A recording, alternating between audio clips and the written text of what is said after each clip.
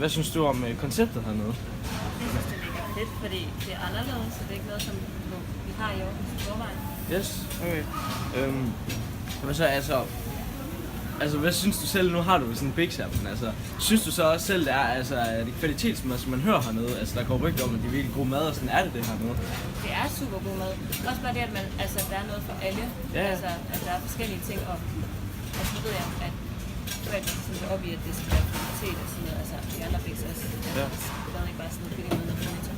Yes. Men altså, nu har du også en butik her, altså, er det så fedt, at der er så mange andre madsteder herinde, eller er det lidt et minus? Ej, jeg synes bare, det er et plus, fordi at, igen, det er jo ikke alle, der kan blive stærke nok. Ja, Så kan de komme her, stik det. Standard, hvad synes du om konceptet her? Det er første gang, jeg er her. Første gang? Ja, så jeg synes, det er vildt fedt her.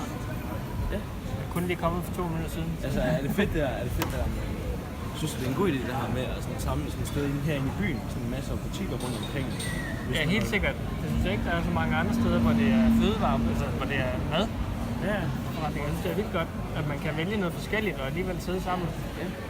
Det gør det lidt lettere at blive enige.